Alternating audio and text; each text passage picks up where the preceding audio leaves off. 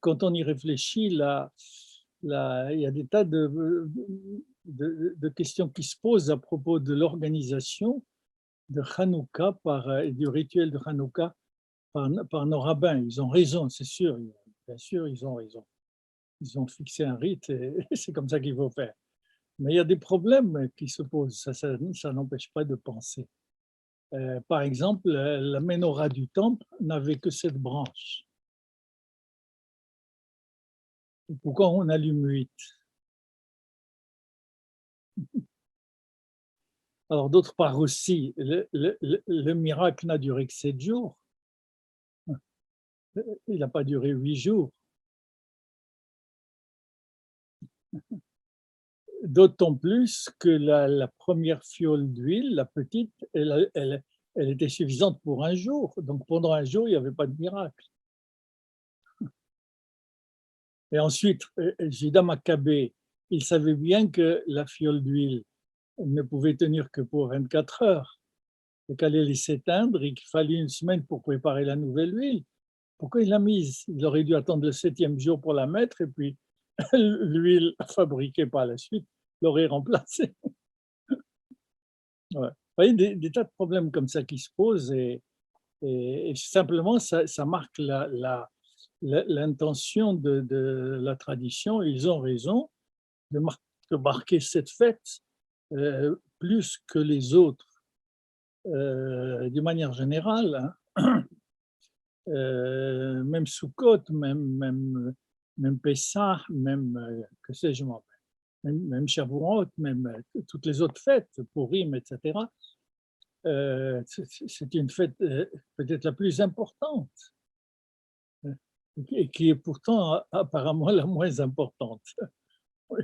Il suffit simplement d'allumer la bougie et puis de rester une demi-heure sans travailler. Et puis dans la semaine, on travaille, il y a aucun rite spécial à part la lumière. Oui. Alors qu'apparemment, Pessah, Shavuot, Sukkot, apparaissent plus importantes, oui. Et seulement la tradition a voulu, nos rabbins ont voulu marquer cette fête, voyez, en fixant le rite de cette manière-là, même si du point de vue de l'histoire, cela ne correspond pas, comme on vient de le dire exactement. Ils ont voulu montrer que cette fête, c'était le modèle messianique. Mais le modèle messianique réalisé, pas comme à Pessah, pas comme à Shavuot, pas comme Sukkot, Purim, etc., le modèle messianique réalisé par les Maccabées, ou tout au moins par par Judas Maccabée et son frère, le frère qui le suivait, parce que les 2 ou 3 derniers frères ont tout dégradé et ont conduit à la destruction du temple, c'est vrai, hein. Les Maccabées, les Hashmonaïm. Mais Judas lui a accompli un geste messianique, véritablement, lequel il a donné à Israël les deux faces de la messianité juive. L'indépendance politique, la terre, le peuple sur sa terre. Mais il a réussi, il a gagné les guerres, et puis les batailles, et puis il a rendu, il a donné l'indépendance pendant un siècle, ça a duré. L'indépendance d'Israël. Oui. Donc il y avait donc une réalisation politique concrète. Et puis il a couru au temple pour le purifier, et donc la libération spirituelle. Donc il a lié les deux faces de la messianité juive, sans lesquelles il n'y a pas de messianité possible, réalisable. Le politique ne suffit pas et le religieux ne suffit pas. Il faut les deux, c'est ça notre problème. Comment lier les deux et maintenir la dialectique entre les deux? Parce que c'est très difficile, le politique et le religieux, bien que le judaïsme les ait séparés, hein. Le roi était dans son palais et le prêtre était dans son temple. Le roi n'était pas prêtre, le prêtre n'était pas roi. Donc, ce sont des institutions différentes qui s'occupent de, de, ces, de, ces, de cette fonction, oui. Mais Israël, c'est les deux. Et le problème, c'est comme disent les rabbins, le temple a été détruit pour la haine gratuite, ben, il sera reconstruit pour l'amour gratuit. Il faut qu'il y ait de l'amour entre les deux, parce qu'il faut qu'ils sachent en Israël qu'il œuvre pour le peuple d'Israël, les deux, chacun à sa manière. Et le politique ne peut pas remettre en question le religieux ne peut pas remettre en question le politique. Et c'est vrai que c'est difficile. Et c'est pourquoi, bon, on allume huit lumières, même si dans l'histoire, le candélabre n'avait que cette lumière, ouais, et ainsi de suite. C'était très important, oui. Voilà. Et puis, bien sûr, bon, il y a le miracle, il faut expliquer le miracle, mais on va, on va reprendre notre cours. On m'a dit la dernière fois, et c'est vrai, oui, que ça avait été un peu délicat. Mais je vous avertis aussi, je vous ai averti au départ, c'est vrai que c'est délicat. C'est pas facile de répondre à la question que nous avons choisie cette année, qui suis-je en tant qu'homme et qui suis-je en tant que juif, hein? Et on avait commencé donc à développer, on va le terminer maintenant et puis poursuivre sur la deuxième question. Qui suis-je en tant qu'homme? Très difficile de répondre à cette question, on a vu de plusieurs manières. Je résume juste les idées essentielles, je ne descends pas dans le détail. Nous avons commencé par la question de savoir ce que je dis quand je rapporte ce jeu à moi. Je le rapporte à tout ce que je fais, je pense, je veux, je parle, etc. Et derrière tous ces moi, il y a le je et les moi, il y a le je et le moi. Derrière tout ce moi, tous ces moi, bien sûr, et il y a le je invisible, et ces moi sont visibles. Ouais. Le moi physique, le moi intellectuel, etc., c'est visible. Ouais. Mais il y a le je derrière, qui ne peut pas être réduit à ces moi. Oui. Oui. L'homme a-t-il le droit, a-t-il raison de dire je alors qu'il ignore? Il l'ignore. Il dit en hébreu ani, je, mais quand on lui dit qui est ce je, bien là, il ignore. Nous ne savons pas répondre quand j'ai dit je. Ouais. Peut-être ce je, on a vu cela aussi, deuxième idée, que ce je n'existe pas et que puis je n'arrive pas à en prendre conscience véritablement, savoir ce qu'il est. Oui. Donc il n'existe pas, que c'est une notation commode, simplement. C'est par un concept, une idée, que je réunis tous ces moi en disant bon, je. Mais c'est tout ce que je sais, ce je. C'est une pure idée. Ce existe le moi physique, le moi social, le moi psychologique, le moi intellectuel, oui. On peut se tenir que l'homme n'est que le produit de son environnement. Et ça se tient jusqu'aujourd'hui. Hein. On le réduit à plusieurs phases de la matière, biologique, physique, etc., et puis également sociale. Oui. Donc, on peut soutenir qu'il n'est que le produit de son environnement physique, social et historique. Mais on ne peut soutenir que la conscience de notre existence comme je ne, ne, ne soutient pas ces modes de manifestation dans le moi. Retenons pour le moment cette dialectique entre la présence et l'absence du je. Oui. Nous en avons conscience, je, mais nous ignorons qui il est, pas quoi il est. Ce n'est pas un objet. C'est un sujet, il dit je, oui, il est conscient, il est libre, il a des choix, il pense, etc. Mais il est invisible, alors qu'il est présent puisque j'ai dit je. On a développé beaucoup cette idée.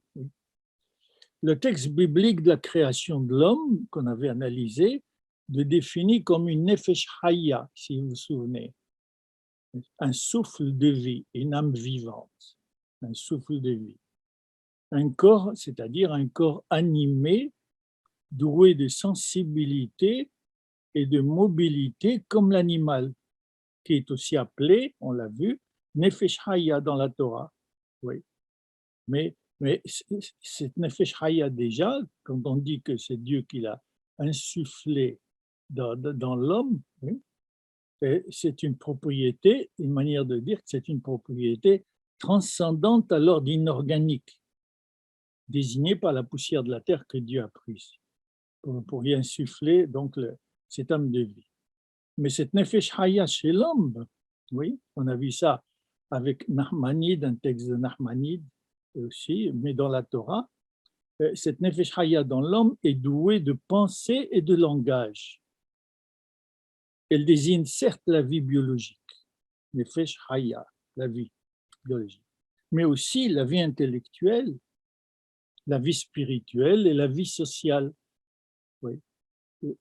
La Torah l'appelle Adam, et puis après elle va appeler Ish. Ce que dit la Torah est universel, valable pour tout homme, hein, oui, et d'où la question, alors qu'ajoute à cela l'identité juive? Tout ce que dit la Torah pour l'homme, eh bien, tous les hommes l'assument. Hein, et ça vaut pour tous les hommes et pas pour les juifs seulement. Alors que veut dire l'identité juive? Qu'est-ce que je dis quand je dis je suis juif? Au-delà de cela, est-ce qu'il y a quelque chose qui s'y ajoute? Alors il nous faudra dire quoi? Oui. Que, que suis-je en tant que juif? Et peut-être même, pourquoi pas, il faut oser toutes les hypothèses, nous réfléchissons avec courage, peut-être même que l'identité juive est radicalement différente de celle que les nations accordent à l'homme. Ou peut-être simplement que l'identité juive ajoute des qualités à ce que la Torah ou la philosophie, etc., en général, applique à l'homme. Alors la Torah est un plus dans les qualités de l'homme, les propriétés de l'homme qu'on vient de voir, ou est-ce que l'identité juive est absolument radicale, radicalement différente? Ouais. Des problèmes très délicats et qui sont de l'ordre de l'actualité, pas simplement aujourd'hui, éternel. Ouais. C'est ce que les nations ne comprennent pas. Mais qu'est-ce qui est différent, vous les Juifs? Ouais, oui. Hein? Il fallait, pour répondre à la question, examiner les définitions de l'homme proposées par les nations. Et nous avons commencé par la philosophie antique, qui le définit, voilà une première réponse, dans la culture générale, chez les Grecs, le je se définit par la conscience et par la conscience rationnelle. Oui. Pour Platon, pour Aristote, l'essence de l'homme est dans la pensée consciente de soi. L'homme est un être de raison, voilà, qu'on ne trouve pas chez l'animal. C'est une définition. On peut y réfléchir, voilà une première proposition. Chaque fois que vous pensez selon l'ordre de la raison, vous faites partie de la patrie humaine. Vous avez compris votre distinction par rapport à tout ce qui vous a précédé. Mais chaque fois que vous quittez la raison, vous n'êtes plus dans la patrie humaine, vous êtes assimilable à un animal qui n'a pas la raison. Alors, vous voyez, cette cohérence est une réponse possible. Et c'est là, on n'a pas oublié cela. C'est pourquoi pour nos juifs, il faut y répondre. Parce que c'est logique. Oui. On ne peut pas penser autrement. Oui. Voilà. L'homme est raison. Oui. Et, comment le nier? Et c'est pourquoi aujourd'hui, par exemple, les, les, les Juifs, mais pas simplement les Juifs, les hommes aussi, les non-Juifs, mais les Juifs, ce problème intérieur, oui, mais chaque fois qu'on pose la question de ce que signifie tel rite. Pourquoi Kippour, pourquoi Pessah, pourquoi Hanouka? Je sais pas. Qu'est-ce que c'est que ce jeu allumer une lumière tous les jours? Bah, mais à quoi vous jouez? Ouais. Bon, en dehors du fait que la lumière est très belle et la Hanouka est très belle, c'est merveilleux de contempler pendant une demi-heure, comme nous dit la loi. Après, on peut travailler, mais pendant une demi-heure, on ne travaille pas. Contempler cette lumière, oui. Cette lumière dont on dit dans le texte, oui, qu'il nous est interdit de l'utiliser pour éclairer quoi que ce soit. Il faut simplement la contempler. Ouais. Elle est belle. Bon, mais à part cela, c'est pas parce qu'elle est belle que c'est pour cela que nous la faisons Hanouka. Nous pouvons l'allumer autant qu'on veut et l'admirer. Oui. Alors, quand ils posent la question, qu'est-ce qu'ils attendent? Ils attendent une réponse rationnelle. On ne peut pas leur dire, par exemple, parce que ça ne correspond pas à la raison, si j'accepte que l'homme n'est que raison. Oui. Alors, on ne peut pas leur dire, c'est Dieu qui l'a dit, il faut y obéir. Alors, ça va rejeter la question sur Dieu. Et alors que Dieu, dites-moi qui est cela? Rationnellement, dites-moi de quoi il s'agit. Donc, c'était pour le même permanent, oui. Sauf qu'il faut toujours poser la question, mais il faut avoir lu donc les commentateurs, le Talmud et le Midrash, pour pouvoir se réveiller, pas non à la réponse, mais à cette question, oui. Euh, Est-ce que le rituel, quel qu'il soit, obéit aux lois de la raison? Dans son organisation, oui, bien sûr. Attention, la Hanoukia, le premier jour une lampe, troisième une lumière, deuxième jour, et puis vous commencez par la droite, mais vous mettez toujours la dernière lumière que vous ajoutez, le troisième ou le quatrième, chaque jour. Vous la mettez la première, oui, à la suite des autres de la veille, et puis vous allumez la lumière, et puis vous allumez les autres après. Ouais. Donc, il y a une organisation rationnelle, c'est vrai. Mais est-ce que ça relève de la raison seule? Mais en posant cette question, je remets en question la réponse grecque euh, à notre question, que l'homme n'est pas seulement une raison et qu'il y a d'autres fonctions, lui, qui sont aussi valables que la raison et qui doivent être intégrées dans sa définition. Et donc impliquées quand je dis je. Quand je dis je, c'est plus que la raison. La raison, c'est sûr. Mais que j'ai dit je, il y a plus que la raison. Ouais. Et donc, la critique qu'on peut faire à cette première définition, il y a donc à ceux qui demandent leur expliquer et leur démontrer rationnellement le pourquoi du rite ou le pourquoi de n'importe quoi. Oui, je sais pas. Ça, il faut le laisser à la science, ça, pour quelle cause, le pourquoi dans la science, c'est pour quelle cause, oui. Mais ça reste de l'ordre de la raison, pour quelle cause. Mais le rite n'a pas une cause seulement, comme je viens de le voir rapidement. Hanouka, il y a une cause, les Maccabées, etc., etc., oui. Mais bon, on aurait pu faire une fête de souvenirs comme le 14 juillet ou comme le 11 novembre, etc., etc., oui. Non, il y a un rite, il faut ce rite. Mais pourquoi? Voilà donc ici cette première réponse. Et nous poursuivons donc très rapidement, bien sûr, pour arriver à la deuxième question, qui suis-je en tant que juif, oui. Nous poursuivons cette recherche par l'analyse de la pensée médiévale, oui, et la Renaissance et moderne, mais très, très rapidement. Pas un cours de philosophie que je veux faire en détail. Oui. Nous arrivons au Moyen Âge, la pensée médiévale. Eh bien, la pensée médiévale, c'est l'Occident chrétien.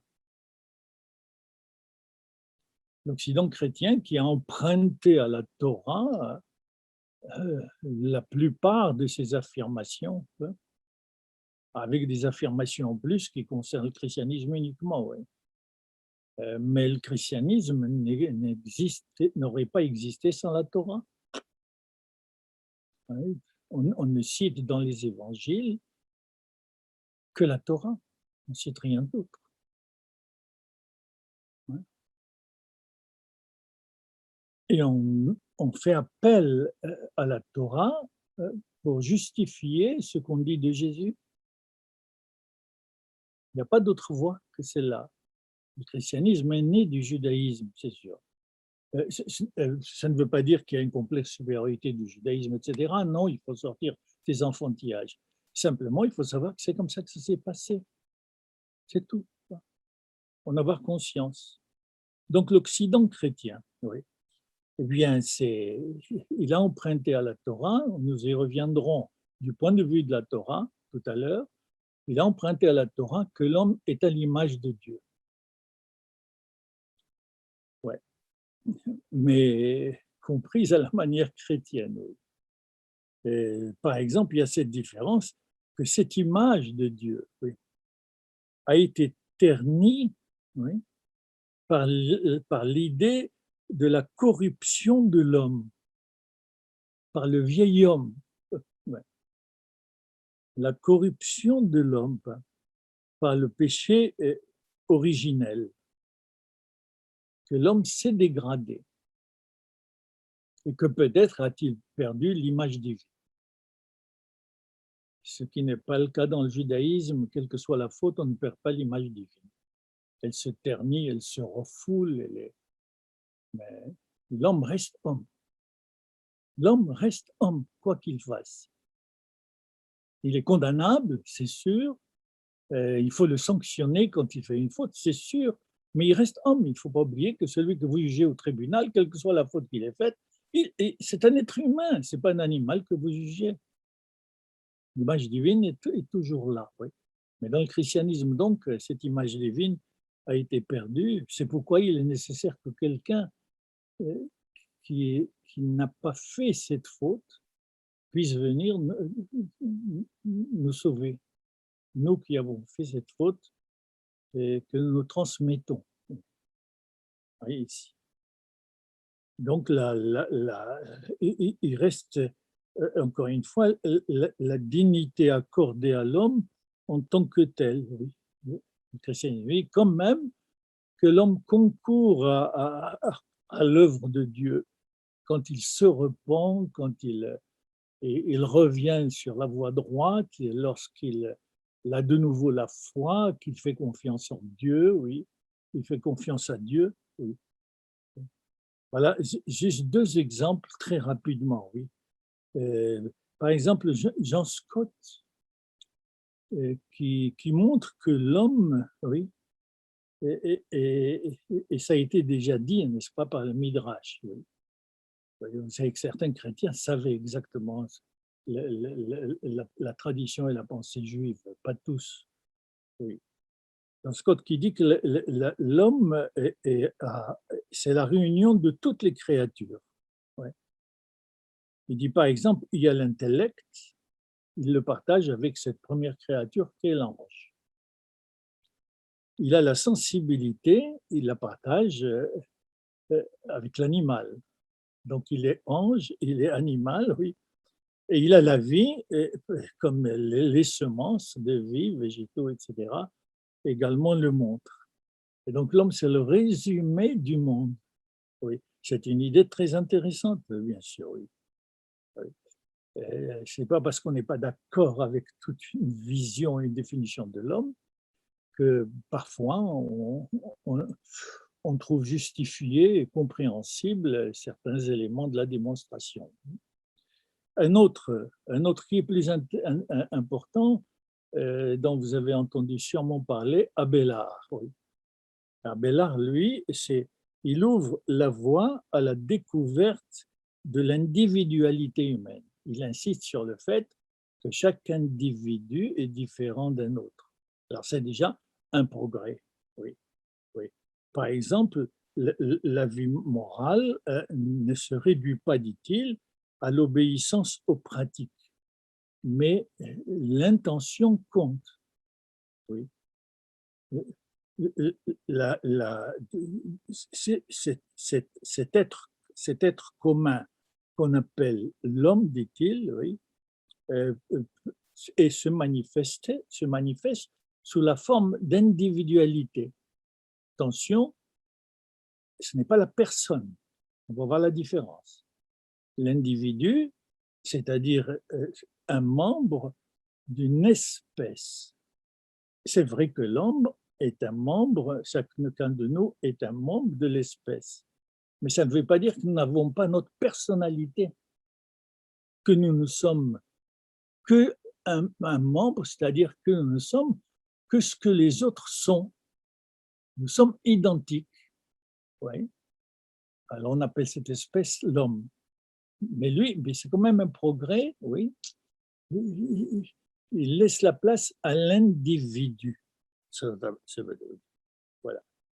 Et puis on arrive, vous voyez, c'est comment ce progrès vers la définition de l'homme, oui, on a acquis déjà cela. Et puis on arrive à la Renaissance, c'est le bouleversement total.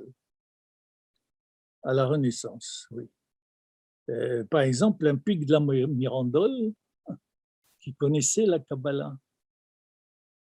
Il y a des hommes de la Renaissance qui lisaient la Kabbalah, qui ont traduit en latin les textes de la Kabbalah,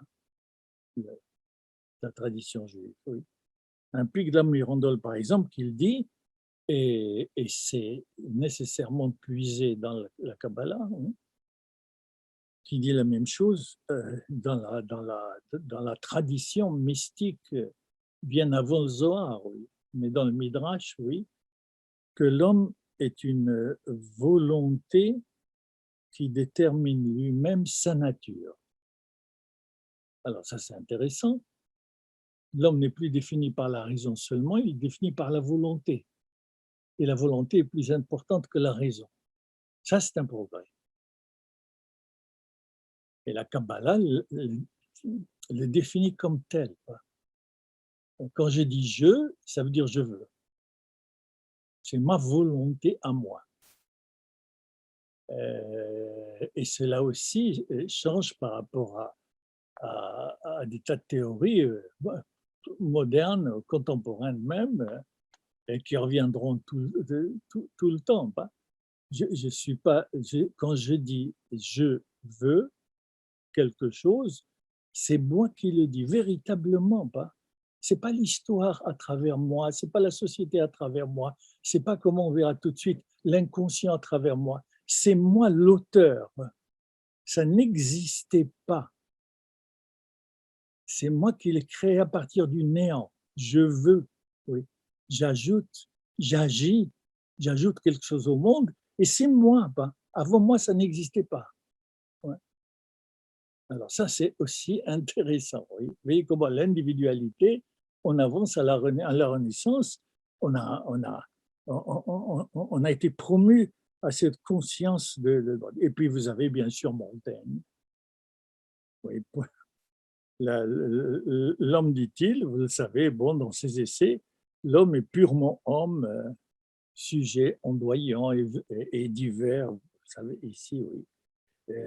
Il ouvre la voie déjà, ouais, ça fait une mutation, il ouvre la voie à l'observation de soi et à son analyse en dehors de tout jugement.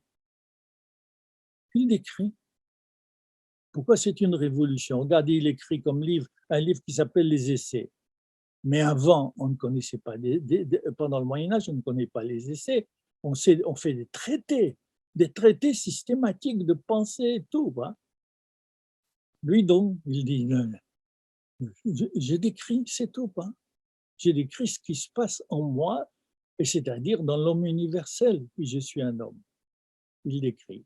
C'est-à-dire, si vous voulez préciser, l'analyse de la conscience ou de l'homme dans la pensée grecque se passait comme un tribunal, dans un tribunal. Il y a un juge qui s'appelle la raison.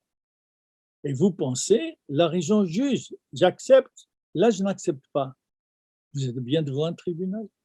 Au Moyen-Âge, c'est la même chose, sauf que le tribunal n'est plus la raison, c'est Dieu.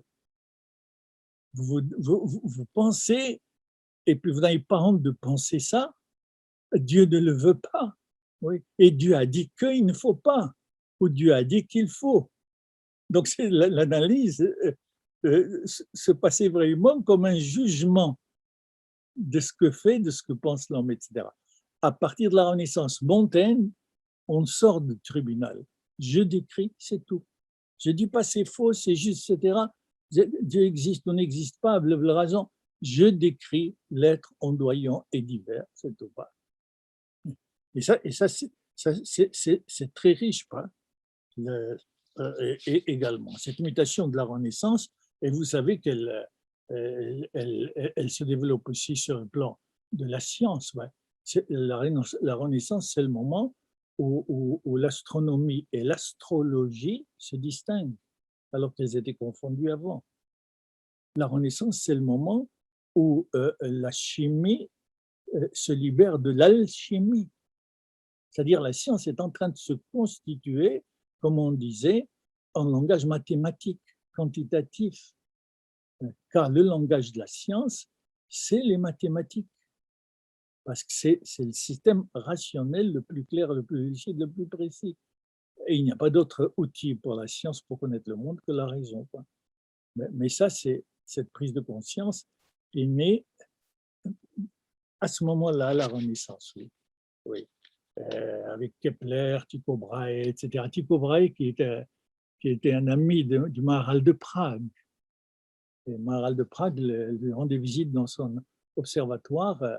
Il était astronome, Tycho Brahe.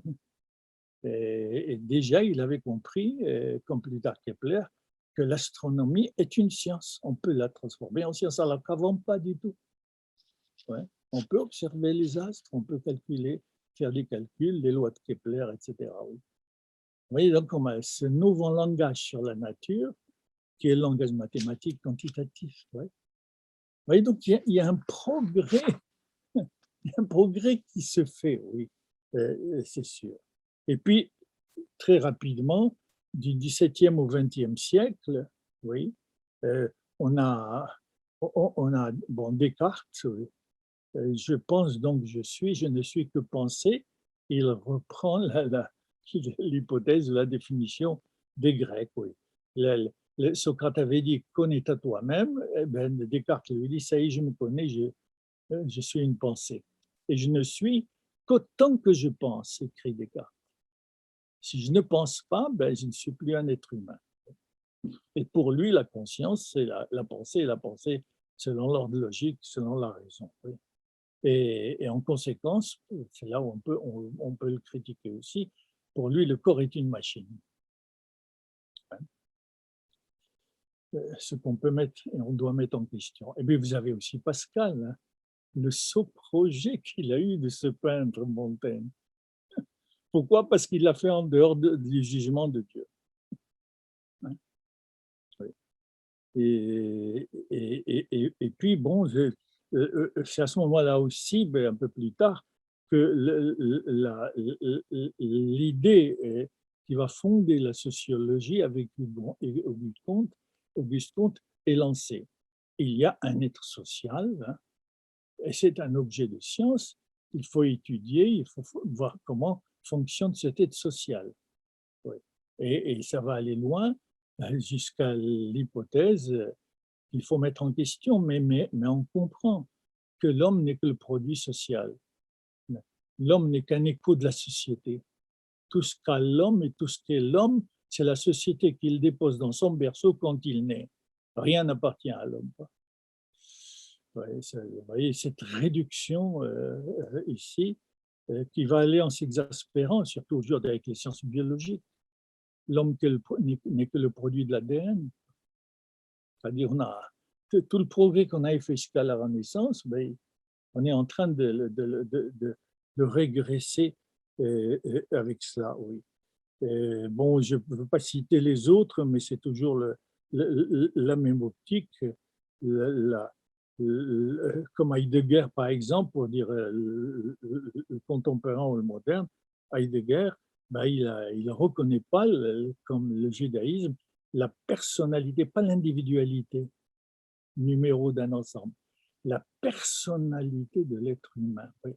Le fait, comme dira le judaïsme, alors voilà une première différence déjà, le fait que chacun de nous est unique au monde, que depuis que le monde a commencé, depuis que le monde a été créé, jusqu'à la fin du monde, s'il disparaît, personne n'a existé comme vous.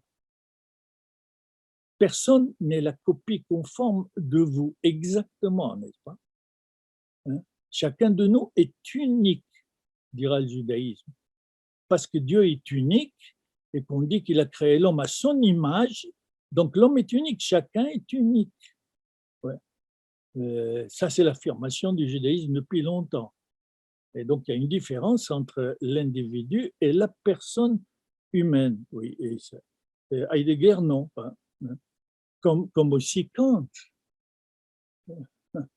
Pour aussi Kant, pas de définir l'homme par uniquement le concept, l'intellect pur, sans lequel l'homme ne peut pas exister, c'est sûr. Oui.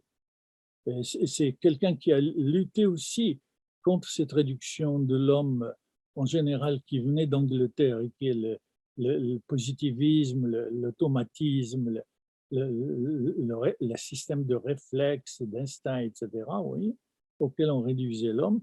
Personne qui réagit en exigeant du philosophe qu'il retrouve l'intuition de sa durée intérieure. Oui. Et il distingue très rapidement le temps de la durée. Il y a le temps, il est anonyme, c'est le temps du monde, le temps, etc. Et puis la durée, la manière dont je vis ce temps.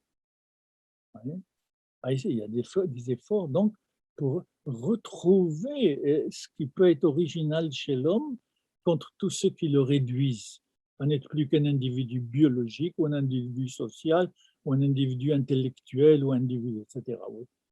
Faites bien la distinction entre l'individu et la personne, et surtout la personne telle que la tradition juive la définit. C'est déjà une réponse possible à la question de savoir qui suis-je quand je dis que je suis juif. Je suis là pour témoigner, et on verra, et j'en témoigne, non pas simplement par la pensée, l'enseignement et la transmission, j'en témoigne par le rite, parce que je n'ai pas d'autre moyen de le faire. Par le rite, j'affirme que je suis dans un rapport personnel, moi, oui, avec mon histoire, avec le monde, avec l'autre, etc. Oui. Et, on le verra, oui. Et donc aujourd'hui, on avait aussi vu ça dans la première partie. Aujourd'hui, finalement, d'une manière générale, nous devons lutter, et nous, juifs particulièrement, contre tous ceux qui veulent faire la science de l'homme comme la science d'un objet, comme une réponse à ma, quoi, appelez-vous ma, quoi, science du ma, quoi. Non, non, l'homme est un mi, est un qui dit je, est un qui, auquel on ne peut pas appliquer les méthodes qui servent aux savants à étudier les objets, parce que les objets, c'est ma, ils n'ont pas d'âme, pas.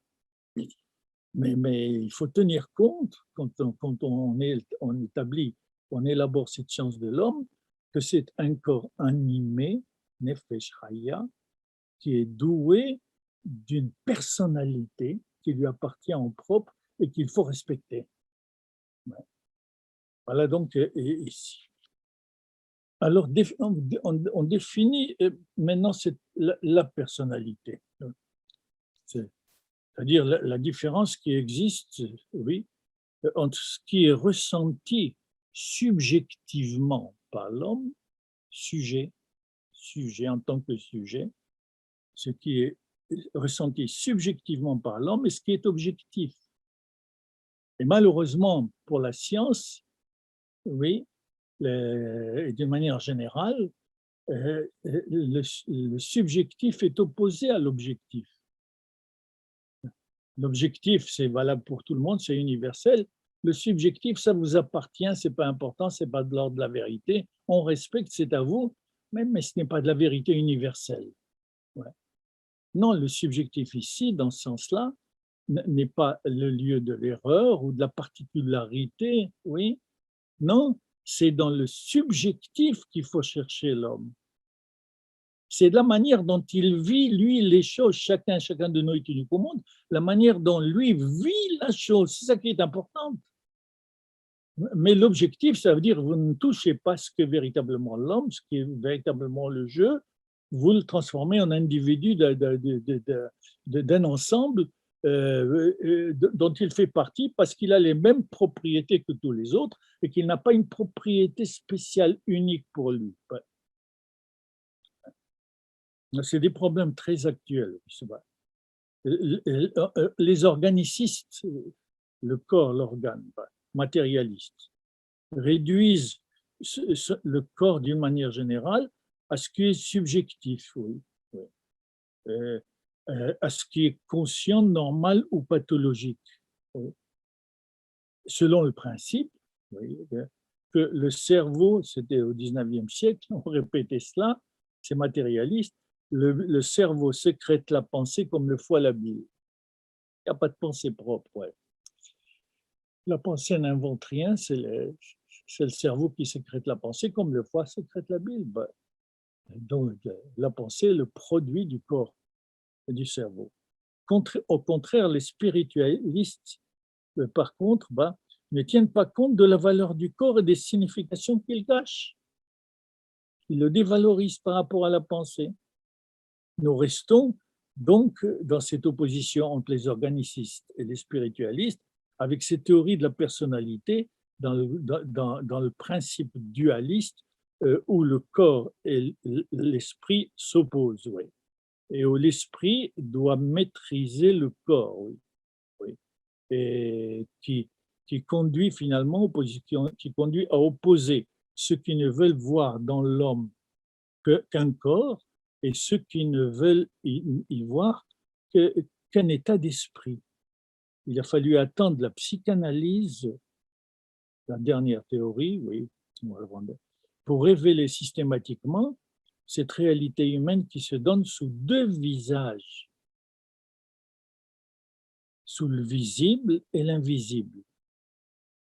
L'invisible, l'esprit, oui, qui s'exprime pas, bien sûr, dans la parole, dans les gestes, dans les attitudes, mais on ne peut pas avoir conscience de lui en tant que tel, c'est simplement qu'il s'exprime, c'est là que, comme pour le jeu, on suppose qu'il y a un esprit derrière lui qui apporte de la cohérence et de la signification à ce qui se fait, à ce qui se dit, à ce qui se ressentit. Oui.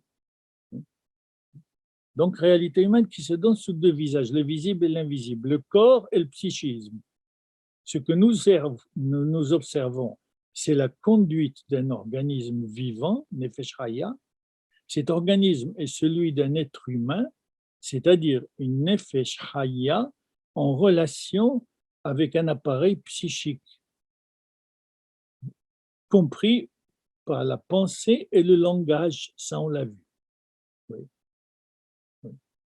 Et dont la fonction, donc, cet ensemble a cette fonction qui est le déploiement du sens.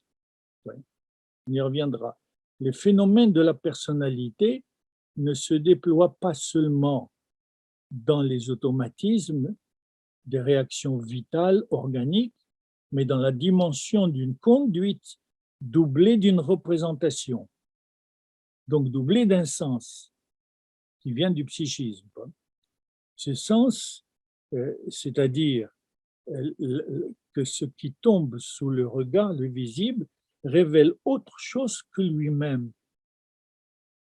Cet appareil psychique doué de conscience est le lieu d'intention, de visée, de projet, de pensée, oui, mais Freud remet en question cette identification du sujet humain à la conscience, dernière mutation. Il cherche à découvrir le déterminisme propre au psychisme, comment le psychisme fonctionne à sa manière. Il cherche les lois de ce psychisme, son fonctionnement, et découvre que le sujet humain, l'homme, est autre chose que ce qu'il croit être et que la conscience le trompe. Voilà donc une nouvelle mutation dans la question Qui suis-je en tant qu'homme? Ce n'est pas dans la conscience qu'il faut le chercher, mais dans l'inconscient. Avec la science des rêves, oui, ce n'est pas le seul, bien sûr, livre, Freud révèle une essence différente du concept de la rationalité philosophique, réservée à la conscience. Oui. Ce qu'il découvre, c'est une autre rationalité qui est la science du sens. Voilà la révolution qu'il apporte. Que l'appareil psychique, c'est le lieu où s'élabore un sens. Et ce sens est caché. Il est invisible. Il va se donner dans les mimiques, les expressions, les conduites, les gestes, etc. Et aussi dans la parole par excellence. Interpréter un rêve, c'est se préoccuper de son sens. Ce qui est donc important, c'est la subjectivité du sujet, ses propres désirs. Parce que c'est à partir de là que se construit son identité, c'est pas à partir de la raison. Lorsqu'on peut répondre donc à ceux qui identifient l'homme à la raison uniquement. La psychanalyse a donc pour objet, mais non, puisqu'on est subjectif, elle a donc pour objet le sujet, littéralement. Oui. C'est pourquoi nous l'interrogeons pour examiner la réponse qu'elle donne à notre question: qui suis-je? Elle répond par son effort de compréhension du sujet qui parle. Ouais, ouais.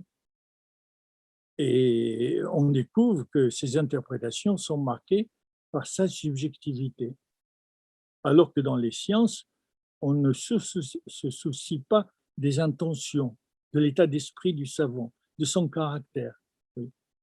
Au contraire, l'inconscient relève d'une autre logique que celle du savant préoccupé par la recherche du vrai objectif. En somme, c'est la négation d'une certaine idée du sujet. Il y a le sujet vrai, qui est le sujet de l'inconscient, et il y a la représentation erronée qu'il se fait de lui-même par la conscience. Voilà ce que veut dire l'invisible chez Freud ou chez Lacan plus tard. Il faut donc dépasser les définitions habituelles de l'homme. Les sciences de la vie, les biologistes soumettent leurs sciences à l'esprit des sciences physico-chimiques, en éliminant toute considération de sens. Or, l'idée de sens bouleverse totalement la conception générale de la science. Nous allons voir qu'il y a une différence radicale de ce point de vue-là avec le judaïsme, qui cherche aussi le sujet et qui sait que l'étoffe où a été construit ou créé l'homme, c'est l'étoffe du sens. C'est le monde du sens qui est le monde humain, qui va s'exprimer par la pensée, par le langage, etc. Oui. Oui. Et seulement le judaïsme, il a une autre conception du sens. Il ne nie pas cela. Il ne nie pas ces définitions de la psychanalyse. Elle est trop évidente pour trouver des arguments comme Sartre pour la nier. Ouais. Mais il a, à partir de cette prise de conscience du sens, dans le sens psychanalytique bien sûr, le judaïsme construit une autre définition du sens. On va la voir tout de suite, on termine sur cela très rapidement. Oui. Donc, cette idée du sens bouleverse totalement la conception générale de la science. La vie est une réalité sui generis, le vitalisme est différent de la physique et de la chimie parce qu'il porte en lui précisément la capacité, la propriété de porter la pensée et le langage comme on l'a vu, je n'y reviens pas. On peut dire donc, ce sont, contrairement aux organicistes, aux matérialistes, oui, qui nient l'esprit, etc., ou qui le réduisent simplement à la production de neurones. Oui, oui. Non, ce ne sont pas des molécules que l'homme mange, mais des plats préparés, consommés selon des rituels, des plats qui ont des significations. C'est vrai qu'il mange des molécules, voilà, mais il sait quel rapport avoir avec ces molécules, des significations, sinon comment comprendre les menus différents, les plats préparés, qu'on aime ou qu'on n'aime pas simplement par le goût, mais par le regard, oui, par le regard aussi, vous aimez ou vous n'aimez pas, oui. Vous mangez avec tout votre corps, oui. Oui. Et vous le mangez selon des rituels, oui. Il n'y a pas de peuple qui n'applique pas inconsciemment ou consciemment cette notion de sens à ce qu'il fait, à sa cuisine, par exemple, ici, puisqu'il s'agit de nourriture. Ouais, voilà, ici, ces significations, Lévi-Strauss a beaucoup développé cela, vous le savez, oui. Donc, nous découvrons ainsi une conception de l'homme différente de ce qu'on avait dit sur lui jusqu'à Freud, oui. Donc, c'est à une anthropologie qu'il faut se livrer, pas une ontologie. L'ontologie veut dire l'essence de l'homme. L'anthropologie ne vise pas l'essence de l'homme. Pourquoi? Parce que l'homme n'est pas une nature. Il évolue sans cesse à la recherche d'un sens qui lui donnait pas le psychisme ou qu'il cherche lui-même à donner à sa conduite. Oui.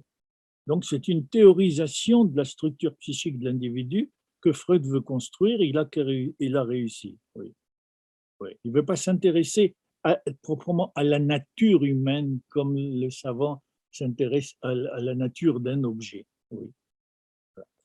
Et pourquoi? Parce qu'il comprend l'homme à partir de cette exigence de sens. Oui. Et donc, au centre et le principe de cette analyse, c'est la relation à l'homme.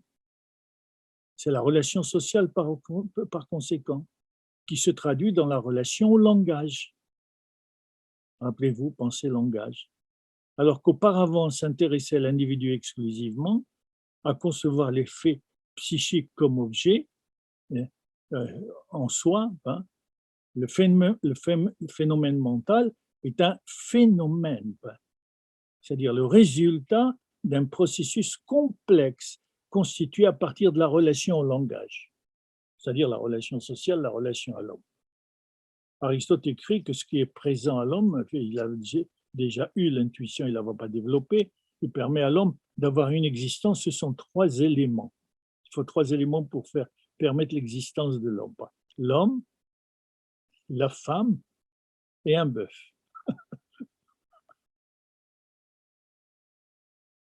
Deux aspects de la reproduction et de la production.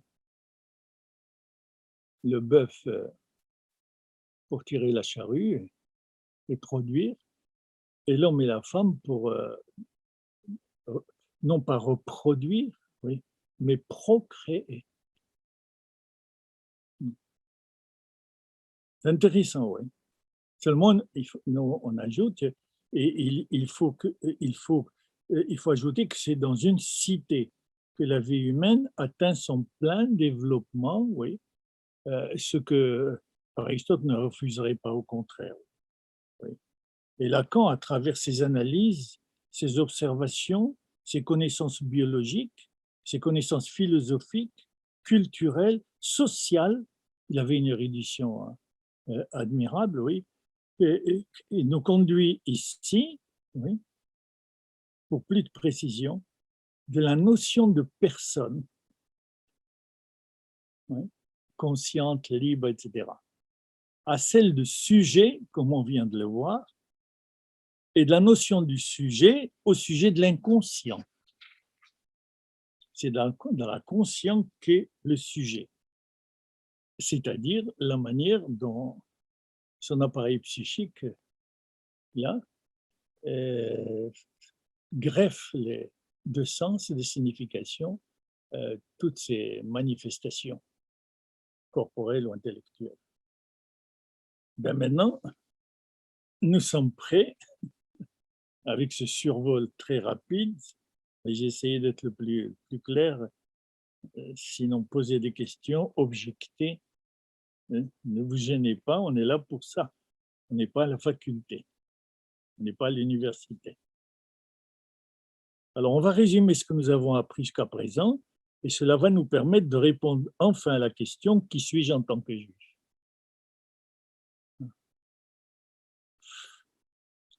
De la philosophie à Freud, et même à certaines philosophies contemporaines, l'homme est compris et analysé à partir de la réflexion qu'il porte sur lui-même et de la lumière de la conscience. Son regard se tournait vers son intériorité, voyez, dans la volonté donc de se comprendre lui-même par lui-même, comme s'il existait seul, sans relation à l'autre, et sans l'idée que cette relation à l'autre était l'unique voie de se connaître soi-même. C'est bien tard que la philosophie a découvert l'importance de la relation à l'autre, la relation intersubjective et la relation sociale. Le jeu, on développe énormément cela. Aujourd'hui en philosophie. Le jeu, mais bon, heureusement que c'est découvert, mais c'est tard. Il faut attendre le 19e, 20e siècle pour que l'homme ouvre ses yeux sur l'importance de cette relation par rapport à la constitution de l'identité. Le jeu, ce qui, je, c'est un qui, ce qui, et qui le prononce pas, ne peut être réduit à une énumération de propriétés comme on le fait avec raison pour l'objet dans l'optique scientifique. La pensée juive fait de cette voie, première différence, la pensée juive fait de cette voie de la relation à l'autre, la voie principale de la connaissance de soi. La relation n'est pas simplement une relation sociale, oui. Il n'y a pas d'autre voie pour l'homme de se constituer comme personne véritablement, comme je, si cette voie ne passe pas par l'autre. C'est là aussi on a commencé à le découvrir aussi, et grâce à la psychanalyse d'ailleurs aussi. C'est dans la relation à l'autre que se constitue l'identité personnelle. On va le voir avec le premier texte, Patrice, qui est la feuille A.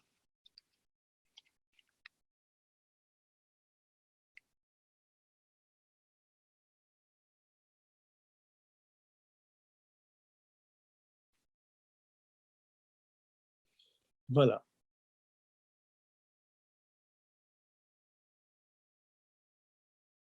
Je ne l'ai pas.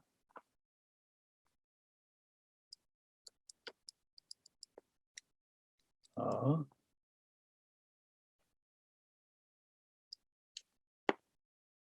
Qu'est-ce qui se passe?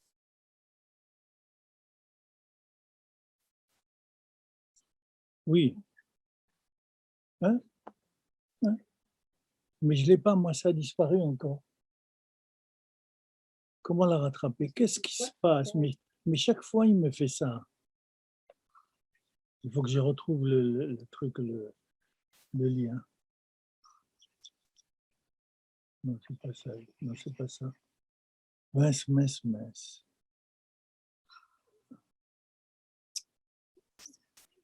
Tu ne me l'as pas envoyé. Maurice, ah oui, je te cherche. Je cherche. Vous ne voyez pas le texte? Non, c'est-à-dire j'ai perdu. Je n'ai plus rien dans l'ordinateur. Ah.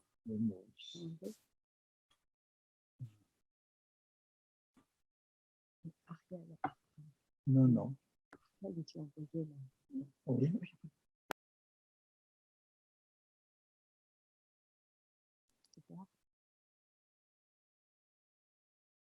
Non, c'est pas ça.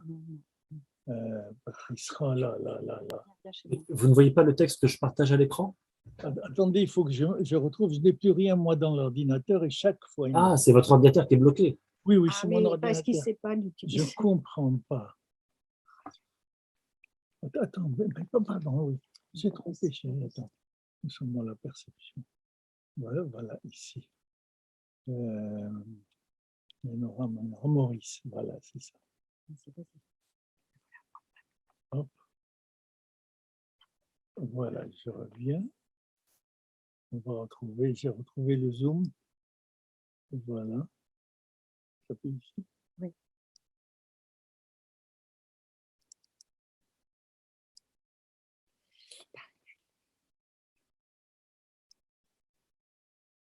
C'est corrigé.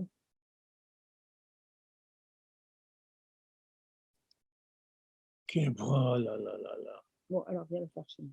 Attends, Viens chez moi, viens chez moi. Je t'envoie, je t'apporte l'ordinateur. autorisé. Mais pourquoi il me laisse pas entrer? Voilà, ça y est, Gino. Oui, oui. Mais merci. Patrice, vous le montez un tout petit peu. Je ne sais pas pourquoi chaque coup, il me Parce que fait tu ça. appuies sur un lien Voilà. qu'il ne faut pas. Voilà. Voilà, c'est très, très bien. Voilà. Alors, regardez ici la relation. Comme j'ai dit, dès le départ, elle est posée. Yomer, Hashem Elohim, le Seigneur, tétragramme, oui. On ne le lit pas comme il est écrit, on dit Adonai. Bon, le Seigneur, on traduit Seigneur parce qu'Adonai veut dire Seigneur. Et non pas l'éternel, comme vous trouvez. Les traductions disent, et l'éternel a dit non, ce n'est pas l'éternel, c'est simplement Seigneur, on le prononce Seigneur, il faut et Adonai, donc ça veut dire Seigneur. Oui, ça veut dire que je suis son sujet. C'est lui qui me donne la loi, ce n'est pas moi qui l'a fait. Alors il est Seigneur. Et donc le Seigneur Dieu, alors Elohim veut dire Dieu. Oui. Mais Hachem, c'est autre chose. C'est pas seulement Elohim, c'est autre chose. Oui. L'auto, alors voilà, il n'est pas bon que l'homme soit seul. Vous voyez, il n'est pas bon que l'homme soit seul. Adam les baddo, seul. Et c'est l'eau, je vais lui faire une aide vis-à-vis de lui. On ne sait pas si c'est une femme, n'est-ce pas? Mais il aide, il faut qu'il soit en relation avec un autre. Parce qu'il n'est pas bon que l'homme soit seul. Oui. Et à ce moment-là, il va lui présenter la femme. On y reviendra, oui, pour voir comment l'homme va se transformer en rencontrant la femme. Il va conquérir son identité véritable. Là, c'est le projet. Là, c'est la réalisation. Oui. La biologie aujourd'hui tente de rendre compte des comportements humains, non pas en reconnaissant la valeur et le sens de notre âme, et notre liberté, mais en invoquant le déterminisme des interactions physico-chimiques. Oui, il n'y a plus de relation de l'homme à l'homme. L'homme n'est qu'un individu identique, comme on l'a répété plusieurs fois, à tous les individus de la même espèce. La tradition juive ne le perçoit pas, et ne le perçoit, si vous voulez, d'une autre manière, qu'en tant que personne et personne unique au monde, je l'ai dit. Nous le constatons aussi sur le plan biologique. Personne unique au monde, qu'il faut respecter. Et nous le constatons aussi sur le plan biologique, car les greffes d'une personne humaine sur une autre sont normalement rejetées. Même biologiquement, chacun a son propre corps. Bien sûr, on domine le rejet. Mais le problème, c'est que le corps ne veut pas de serein, il ne veut pas là, il veut son propre rein, il ne veut pas autre chose, oui. Et c'est pourquoi il le rejette. Ça veut dire même organiquement, nous sommes seuls, uniques, si vous voulez, plutôt. Ouais. En questionnant le texte biblique de la création de l'homme, on va se demander quel est le processus par lequel se développe l'idée de la réalité de personne, l'identité personnelle. Nous avons rappelé les différences entre différents noms attribués à l'homme. Rappelez-vous, Adam, Ish, etc. Oui. À l'origine, oui, ici, Adam, on va voir le texte B.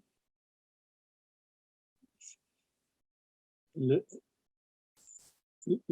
l'autre texte, Patrice.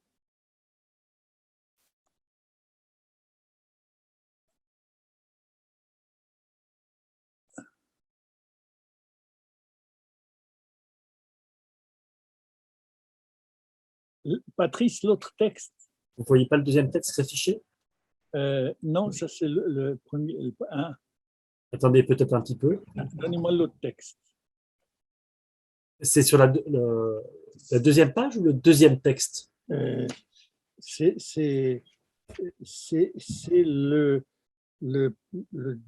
oui, le même texte que tout à l'heure aussi. Là. Après ce texte-là, voilà, Celui-là. Très, D'accord. très bien, voilà. Regardez donc comment l'homme va conquérir son identité. Oui. À partir de la relation à l'autre.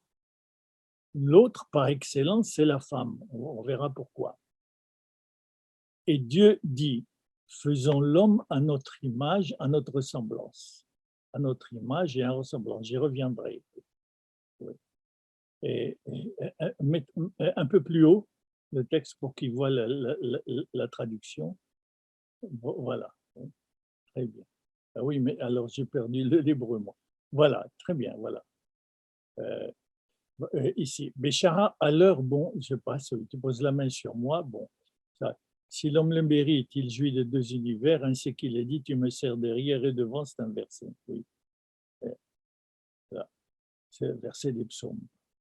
Et s'il ne mérite pas, il doit en rendre compte, ainsi qu'il est dit, tu poses ta main sur moi. On divise le verset en deux, celui-ci, oui. Et on montre que la première partie montre que Dieu le sert de près s'il obéit, s'il le mérite, et s'il ne mérite pas, eh ben c'est le jugement. De toute manière, il a un jugement à rendre de ce qu'il fait. Soit il le fait parce qu'il a, il y est d'accord, il l'assume, il le comprend, soit il le fait, il le fait pas, il le transgresse, oui. Et à ce moment-là, il doit y avoir une justice, si l'homme le mérite.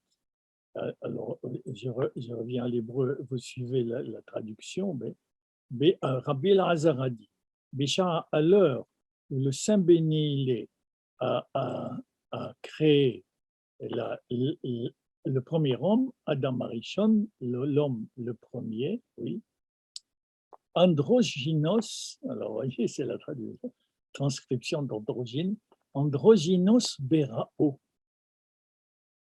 Il a créé donc masculin et féminin, le premier homme. Androgyne. Vous voyez que ce mot, cette conception, est empruntée au grec et à d'autres, androgyne. Mais on va donner un autre sens d'après le Midrash, d'après l'interprétation. L'androgyne, ça veut dire il y a du masculin et du féminin dans l'homme, et pas simplement dans la femme. Comme dans la femme, il y a du masculin et du féminin. Donc au départ, Dieu a créé cet homme masculin et féminin. Et la preuve, voilà, c'est ce qui est écrit, mâle et femelle, masculin et féminin, il les a créés. Et il a appelé leur nom, il les a appelés du nom de Adam. Voyez? Amar Rabbi Shmuel bar Nachman, Rabbi Shmuel bar Nachman dit, au moment où a créé le Saint béni est-il, a créé l'homme, le premier homme, voilà, diprosaphon berao. Oui. C'est un mot encore grec qui est tiré d'une racine qui veut dire le visage. Oui. Deux visages, oui. Si vous voulez, ailleurs, on le dit comme transcription. Le mot hébreu qu'on a retenu, emprunté au grec pour dire les visages, c'est parsoufine. Vous voyez, pérosaphone. Parsoufine. Et on dit que l'homme a été créé en deux parsoufines, en deux visages.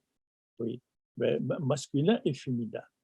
Et en effet, ici, oui, alors, le texte dit, il a pris une de ses côtes, oui, Amar Léon, bon, non, il faut leur dire en santé, mitren citroï, de deux côtés. Il ne s'agit pas de côtes physiques, biologiques, mais il s'agit de deux côtés, le masculin et le féminin. Donc, il a pris, si vous voulez, symboliquement bien sûr, il a pris le féminin de l'homme qui avait le masculin et le féminin et l'incarné dans ce qui s'appellera une femme, une isha. Le féminin est devenu, s'est posé comme séparé de l'homme complètement, oui, face à lui. Oui. Et Ahmad et Amar, c'est ce qu'on dit, Amar, Dieu dit, quand Dieu a demandé de construire le Mishkan, le sanctuaire, ils sont mis à le construire et on parle du Tsela, c'est le même Tsela, oui, la côte, le voilà, Tsela, que Dieu a prise de l'homme pour faire une femme, comme on dit. Voilà. Tsela, donc Tsela, c'est le même mot, Tsela, on ne veut pas dire le côte, la côte, le Mishkan n'a pas de côte, il a un côté. Il a un côté où il faut comprendre le mot côte comme le rivage, la côte, la plage, oui. Là où il y a une séparation, où la mer, c'est la mer et le sol, c'est le sol. Donc il y a eu séparation, la séparation fut pour que l'homme et la femme en relation soient reconnus chacun dans sa personnalité propre. Vous voyez ici, à l'origine, si vous voulez, alors je résume, à l'origine, la dame est androgyne, et dans le sens où on vient de le dire, et il y a eu séparation ensuite, et c'est alors que l'autre nom de Ish apparaît. Quand il rencontre la femme et la séparation s'est faite. À ce moment-là, il devient Ish. Quand après la séparation, Adam l'appelle Isha. Et la question est que le terme de Ish n'apparaît qu'à ce moment où Adam rencontre la femme. Donc c'est bien dans la relation qu'il se constitue. Il constitue son identité face à l'autre identité féminine. La promotion d'Adam en Ish montre que Adam est masculin de Adama, la terre. Adama, c'est le féminin d'Adam. Ish est le résultat du masculin après la rencontre avec l'autre. Et l'homme devient Ish, il n'est plus simplement un produit de la terre, si vous voulez, Adama, un produit de la nature. Pas simplement de l'ordre de la nature, il s'élève donc à ce qu'on pourrait appeler la culture. Oui. Cette transformation ne sait jamais. Elle se produit à chaque rencontre entre un homme et une femme, et bien sûr entre un homme et un homme. Mais on a pris la rencontre de l'homme et de la femme comme modèle de la relation, parce que c'est la relation totale. C'est tout l'être des deux qui est engagé dans la rencontre. Le corps, le psychisme, le passé, l'inconscient, la société, la culture. C'est pourquoi on l'a pris comme modèle. Oui. En dehors du fait aussi, un Midrash dit que c'est la relation, l'une des deux relations essentielles de l'homme, qui est l'objet des deux lois que Dieu a dictées à l'homme. Il n'a dicté que deux lois. Donc la nourriture et la relation sexuelle. Tu ne mangeras pas de cela, et la nourriture et la sexualité. La jouissance sous ces deux formes. Donc cette transformation ne se sait jamais. On l'expérimente à chaque rencontre. Ouais. Et elle échoue ou elle réussit. Mais elle doit ressusciter chaque fois. Comme ça, je le mérite, comme on a dit dans le premier enseignement. C'est-à-dire, je mérite d'exister. Je mérite d'exister et d'exister en tant que personne unique au monde, avec ma propre identité. Le je, donc, je, n'est pas un homme particulier enfermé sur lui-même ou une femme particulière enfermée sur elle-même. La personne humaine ne s'institue que dans la rencontre avec l'autre et plus précisément avec l'autre sexe. C'est cette relation par excellence qui fonde le processus de personnalisation et, pourrait-on dire, d'hominisation, qui distingue l'homme de l'animal, pourtant Nefesh Chaya aussi comme l'homme. Le texte biblique va encore plus loin sur la centralité de la relation dans la constitution de la personne humaine en désignant l'homme comme image divine. J'analyse cette notion-là. Le texte, oui, le texte de l'autre texte, je crois, le B, c'est ça, le B, la feuille B.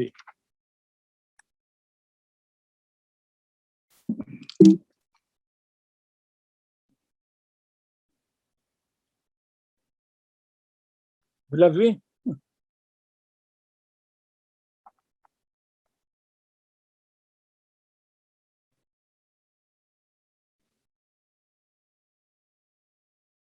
Patrice? J'ai affiché le texte, c'est pas le bon? La feuille B. C'est la feuille B. Non, Non, non, c'est pas celle-là. non, alors c'est l'autre feuille. Une autre feuille. C'est l'autre feuille, excusez-moi. C'est- L'autre feuille. Voilà, c'est. Allez-y, monte. Voilà, c'est celle-là. Non. Non, Encore un peu. non, oui, non, c'est celle-là, exactement. Tout ça, c'est dans le premier chapitre de la Genèse. Hein. Vayomer Elohim, et Dieu dit, Naase, nous ferons, faisons. Mais littéralement, c'est nous ferons. Adam, voilà, Betsalmenu, nous sommes donc au niveau d'Adam, hein. Pas encore de Ish. Faisons Adam, Betsalmenu, Kidmutenu. Selon notre Selem, on traduit image, Kidmutenu comme notre ressemblance. Et il lui donne une fonction, parce que tout ce qui est créé a une fonction. L'eau, elle a pour fonction de produire les poissons, etc. La terre, elle a pour fonction de produire des végétaux. Les astres ont pour fonction d'éclairer et de régler le calendrier. Vous voyez, tout a une fonction, sauf la lumière créée le premier jour. Comme on dit dans Hanouka, je n'ai pas le droit d'utiliser uniquement pour être contemplé. La lumière du premier jour. Bien sûr, la lumière spirituelle, si l'on veut, mais c'est beaucoup plus riche que cela, la lumière. Ce qui donne sens à notre conduite. Et comme ça donne sens à notre conduite, il n'y a pas de fonction, c'est le sens. C'est le sens pour le sens. C'est ça qu'on appelle l'amour. Ouais. Donc, selon notre Selem et notre image, comme pour l'homme. Alors, voilà la fonction de l'homme, qu'il domine le poisson de l'eau, l'oiseau dans le ciel, la bête sur la terre et tout ce qui rampe sur la terre. Donc, la maîtrise du monde. Ou plutôt, la domination du monde, pas la maîtrise. L'homme n'est pas maître du monde, mais il est chargé, Irdou, de dominer le monde. Il n'a pas un pouvoir absolu sur le monde, il n'a pas maîtrise. Aussi, on peut utiliser le mot maîtrise. Alors, l'homme ne possède pas le monde. Contrairement à Descartes, qui dit que rendre l'homme par la connaissance, par la science, rendre l'homme maître, d'accord, et possesseur de la nature, non. possesseur, c'est-à-dire le pouvoir absolu, j'ai le droit de faire ce que je veux du monde. Non. Je dois être le maître du monde, oui, pour le rendre habitable par l'homme, ici. L'homme qui va être créé. Ivra Elohim, et Dieu a créé l'homme, selon le Tselem, selon son image.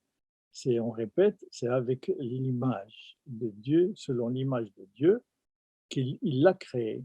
Il l'a créé, masculin et féminin, il les a créés.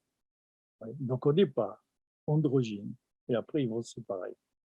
Il a créé un être humain caractérisé par le masculin et le féminin, l'enseignement général.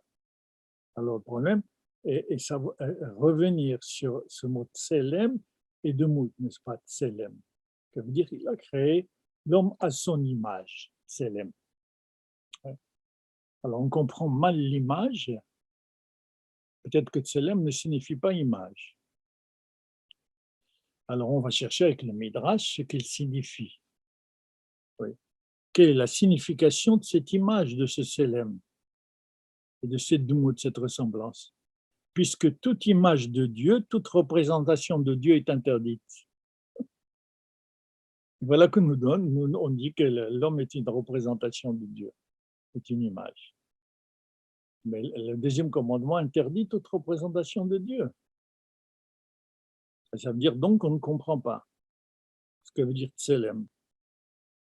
Plusieurs analyses de cette question et plusieurs réponses lui furent données par le Midrash, par le Talmud et par les exégètes et kabbalistes. Des dizaines et des dizaines d'interprétations, parce que la question est difficile. En fait, tselem signifie l'ombre, comme en arabe. En arabe, pour dire l'ombre, on dit dolma, le voilà, dolma. Donc on retrouve le L est le même, et dolm, c'est pas un D en arabe, non, c'est un D avec un point dessus, dolm, dolm, comme on dit feu en anglais, dolm. C'est ça qui est représenté chez nous par le tzaddik. Donc en arabe, comme en arabe, tselem veut dire l'ombre. On le trouve par exemple dans tsalmavet, tsalmavet, qui veut dire l'obscurité. On le trouve dans tsel, tsel, qui veut dire l'ombre. Donc l'homme est à l'image de l'ombre de Dieu et non de Dieu lui-même. Il a créé dans son ombre. C'est plus suggestif et plus près du texte. L'homme est créé à l'image de l'ombre de Dieu. L'ombre de Dieu est analogue à l'image reflétée par un miroir. Ce n'est pas l'homme lui-même qui entre dans le miroir, mais sa forme seulement, sa structure. L'homme n'a pas une nature divine, mais une forme divine, une organisation de sa personnalité autour d'une image divine, son contenu matériel qui la remplisse. L'homme n'est pas Dieu. Cela est valable pour le corps autant que pour le psychisme. Nous allons le montrer. Pour le corps, la première conséquence est la capacité de percevoir un être humain, non dans le fait scientifique, mais dans la forme de son corps, dans un individu qui a un visage qui sourit, qui regarde, oui, et non pas seulement qui voit de manière superficielle, qui regarde avec une intention de recherche, qui traduit des sentiments, bref, qui porte des significations, qui parle.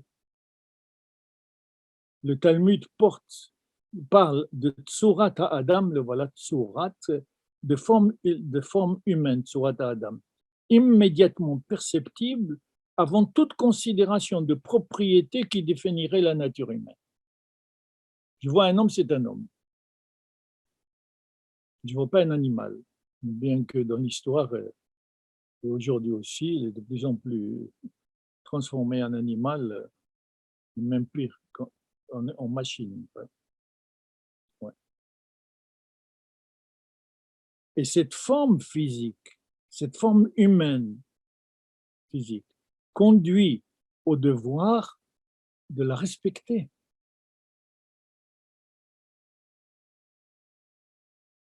Par exemple, il nous est demandé de respecter le cadavre humain qui a perdu sa nefesh chaya, etc. Mais il reste corps, différent de l'animal. Et c'est pourquoi on le respecte. Il garde sa dignité tout au long de l'enterrement. Et c'est ce qu'on appelle tout le rituel. Vous voyez pourquoi on a besoin du rituel? Pour rappeler que ce n'est pas simplement un cadavre, mais le cadavre d'un homme, mais qu'il garde la forme humaine qu'il avait. Il n'a pas perdu. Il a perdu le nefesh chaya, mais le corps est là.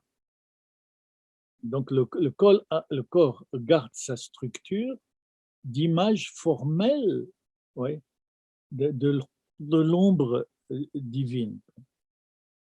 C'est ça la seconde conséquence. Mais cela se témoigne aussi, comme nous l'avons dit, dans le psychisme et dans l'âme. Quand l'homme parle de lui ou se pense comme un jeu, comme une personne singulière, en tension avec son individualité biologique, comme personne unique. Mais Dieu a dit que cette unicité est jugée pas bonne, dans le texte. Il dit l'otov heyota adam levado, il n'est pas bon que l'homme soit seul quand il décide de créer l'autre, comme on l'a vu tout à l'heure. Elle n'est pas bonne. Non pas dans le sens moral, elle n'est pas bonne, qui oblige l'homme à abandonner son égoïsme, ou dans le sens psychologique, qui le pousse à quitter, à sortir de son égocentrisme. Non, elle n'est pas bonne dans le sens métaphysique, où c'est dans la relation à l'autre que cette unité et cette singularité se constituent. Donc il est incompréhensible que l'homme soit seul. Il ne peut pas avoir de personnalité.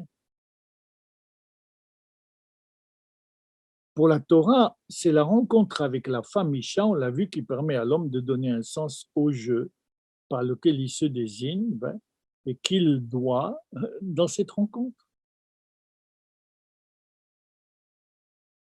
Et c'est alors que ce jeu le soumet, et ça va être important dans le judaïsme, comme principe juif, c'est ce jeu qui va le soumettre en même temps à la loi morale, c'est simultané. Puis c'est dans la rencontre avec l'autre que je constitue mon identité, je suis responsable de l'autre. Ce n'est pas que je conclus que je suis responsable, cette prise de conscience est une responsabilité.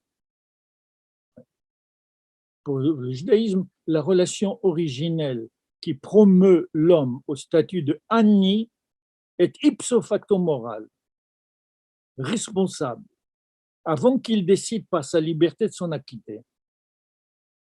Il est condamné à cela, il peut la refuser. Ouais. Telle est la première loi prescrite à Adam dans le jardin de l'Éden. L'arbre de la connaissance du bien et du mal est au centre du jardin, au cœur de la conscience humaine qui produit d'autres arbres, la science, la physique, etc. etc. Oui. Un renversement total se produit entre la vision grecque de l'homme, par exemple, et celle du judaïsme. Nous pouvons en effet, si on est grec, relier la vie morale à la connaissance du monde et de l'homme et faire dépendre la première, la connaissance morale, la science morale, oui, la conscience morale, de la seconde, oui, c'est-à-dire de la connaissance.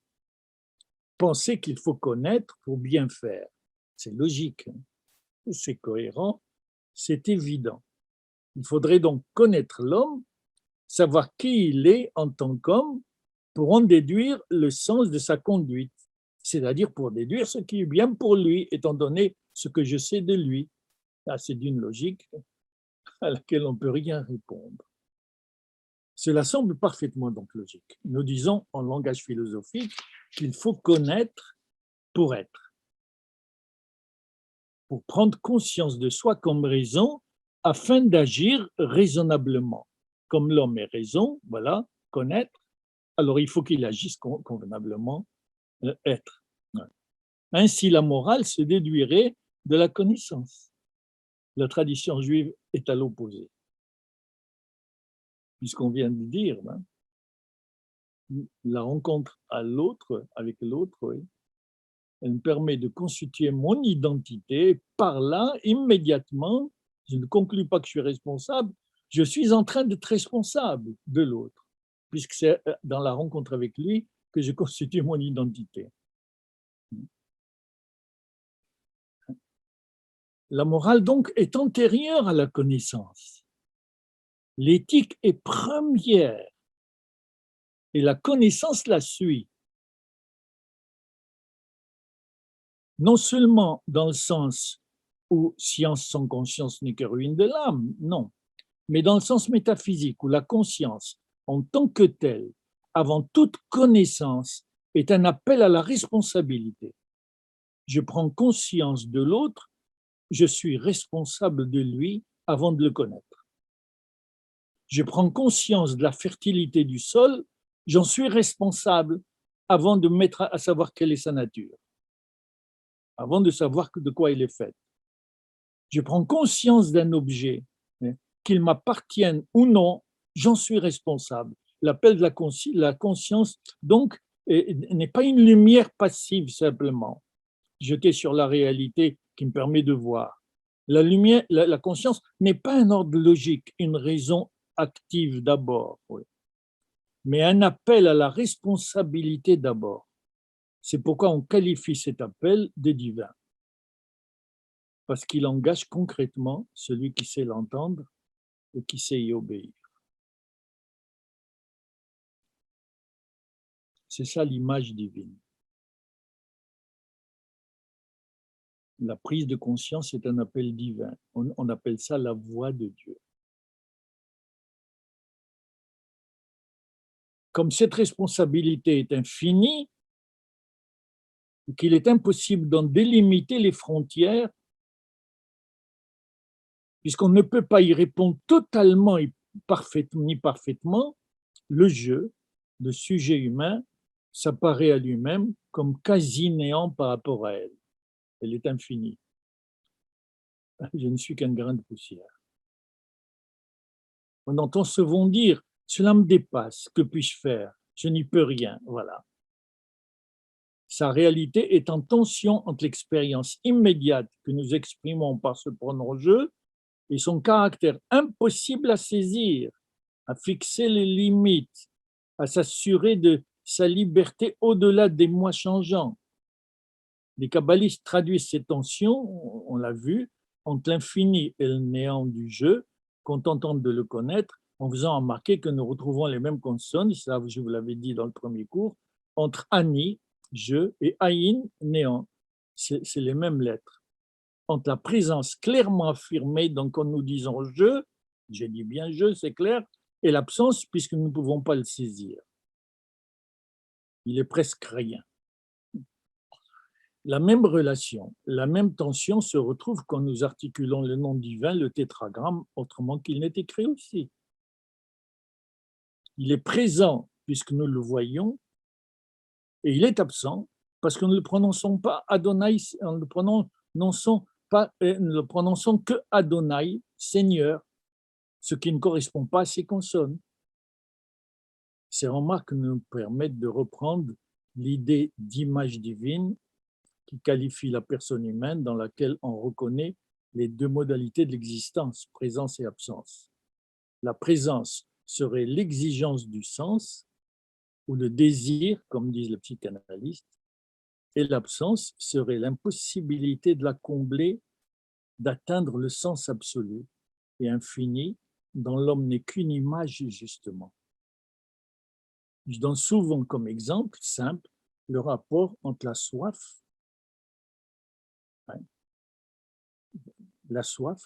image de l'eau, et l'eau qui la comble momentanément, puisqu'on a toujours soif. Ça aurait été merveilleux qu'une fois qu'on a bu, c'est fini, c'est pour toute la vie. C'est pas comme ça que ça fonctionne. Ouais. Heureusement.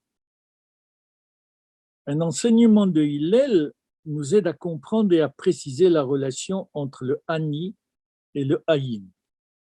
C'est celui qui est là. Patrice, vous montez un tout petit peu le texte, s'il vous plaît.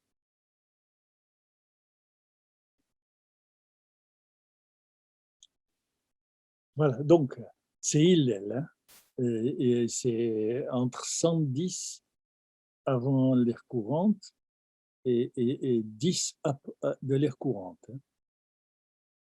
Ouais. Il a 10 ans de contemporanéité avec, si on croit le calcul, bien sûr. Oui. En fait, il a 15 ans avec Jésus. Jésus est mort, il est né 4 ou 5 ans avant Jésus, ouais, avant le compte courant. Voilà donc Hillel. Ouais. Alors, le texte est celui-là. Im en anili mili, il est très beau. Si, vous voyez, le aïn et ani, c'est les mêmes lettres. Néant et je. Im en ani, si je ne suis, si je ne suis pas, si je, pour moi, je ne suis pas, hein, mili, qui est pour moi. Donc, on traduit, si je ne suis pas pour moi, qui le sera. Bien, d'accord. Donc, si un mais quand je ne suis que pour moi, Annie, que suis-je? Et la relation. Hein. Mais et si ce n'est pas maintenant, quand?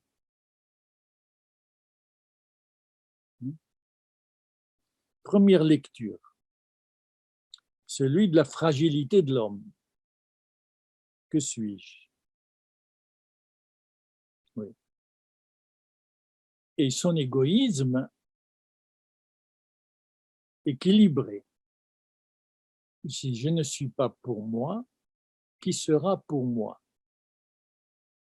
Il faut donc un égoïsme, il faut être soi, oui, et penser à l'autre. Je ne suis pas uniquement pour moi. Voilà donc l'enseignement dans cette première lecture, celui de la fragilité de l'homme et son égoïsme, donc équilibré. Soyez-vous, il n'y a pas de problème, mais pas égoïste. Oui. Une autre lecture plus subtile d'après le Midrash comprendrait cet enseignement autrement. Vous allez voir la force du Midrash. Oui.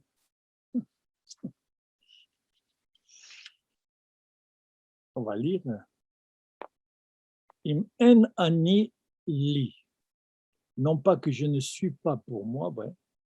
Im en, ayin, pas en. Ça veut dire, on a dit le néant. Hein. Ouais. Et alors on peut dire donc, im en ani, si moi, hein, oui, je ne suis pas néant pour moi, qui est pour moi? Vous voyez comment on lit d'une autre manière. Hein? Non pas si je ne suis pas pour moi, qui le sera, mais au contraire, oui, l'inverse. Si je ne suis rien pour moi, im anili, ayin, si je ne suis rien pour moi. Vous savez que dans le temps de Hillel, il n'y a pas de voyelles. Hein. Les voyelles sont arrivées au 8e siècle. Mais jusqu'au 8e siècle, les Juifs, les rabbins n'avaient que le texte sans voyelles, comme ici, vous le voyez, sans voyelles. Et c'est pourquoi ils pouvaient faire ce midrash. Aujourd'hui, traduit comme cela, avec les voyelles qu'on a mises, oui, et c'est une lecture possible, mais bien sûr. Avec les voyelles, on ne peut plus lire, faire cette deuxième lecture, parce qu'il y a les voyelles qui vous empêchent. Mais là, il n'y a pas de voyelles, alors on peut lire. Oui. C'est la force du Midrash. Quand il interprète la Torah est sans voyelles, comme on la lit Shabbat à la synagogue, ou lundi, jeudi et les fêtes. C'est pourquoi il faut la préparer, parce qu'il n'y a pas de voyelles, il n'y a pas de signes musicaux. Alors, c'est pourquoi il faut un souffleur. Ouais. Parce qu'on peut faire des fautes. Donc, si je ne suis rien pour moi, hein, oui, Mili, qui est pour moi? Deuxièmement, Okshiani les Asmi, on traduit, et lorsque je suis pour moi, que suis-je? Ouais, ouais. Alors, on peut lire dans cette deuxième lecture, quand le je, ouais, Shiani, quand je est pour moi, Shiani les Asmi, comme le je Ani, ouais. Et quand, ça veut dire quand, ça veut dire et ici, et quand je, Ani, et quand le je, Ani, est pour moi, alors Ani, que suis-je? Ma quoi, n'est-ce pas? Comme on l'a dit, par rapport à mi, que suis-je?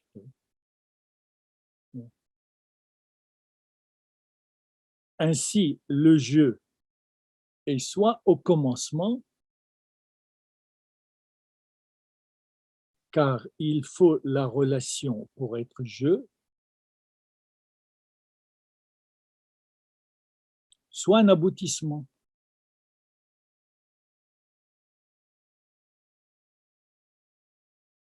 Oui, je répète pour que ce soit bien clair, oui. Soit un commencement, encore une fois, lorsqu'il rencontre l'autre,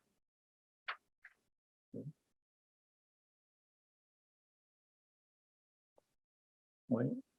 Soit un aboutissement, comme on dit, Veimlo Arshavimataï, si ce n'est pas maintenant, quand est-ce que je le ferai? Oui.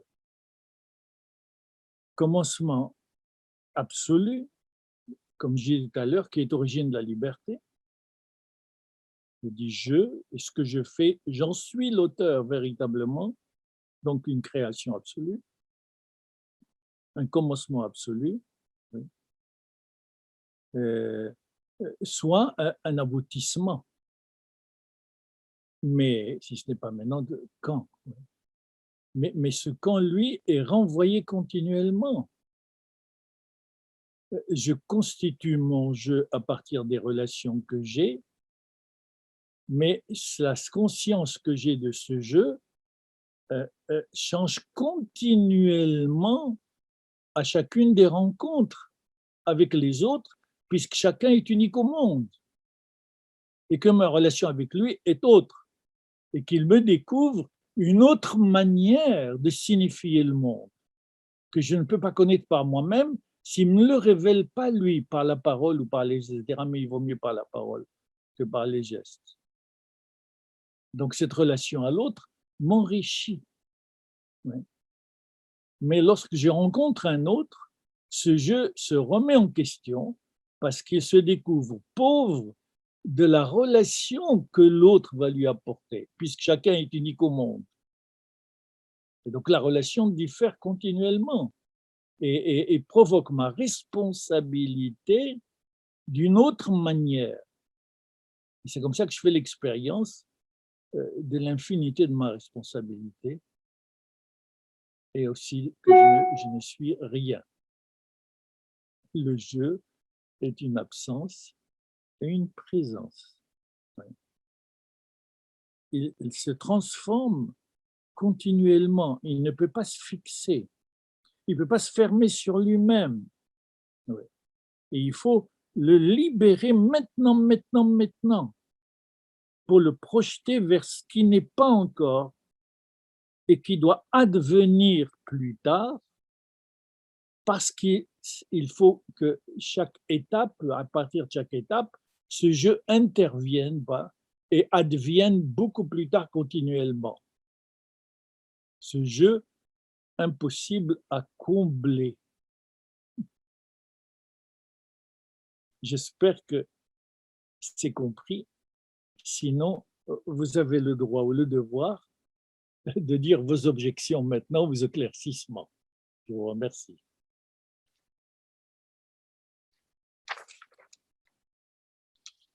Je rappelle donc que la prochaine fois, on se verra le 13 décembre. Hein, le 13 décembre, lundi. Voici. Eh bien, je vous écoute. Vous me remettez, Patrice?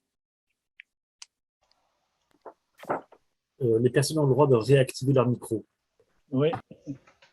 Donc, moi, voilà, je suis là de toute manière, d'accord. La première question est la plus difficile. Allons-y. Maintenant, je vois ici que c'est plus clair maintenant, ou en tout cas, on a essayé de répondre. J'espère que c'est clair, sinon il faut éclaircir. Qui suis-je en tant qu'homme et qui suis-je en tant que juif?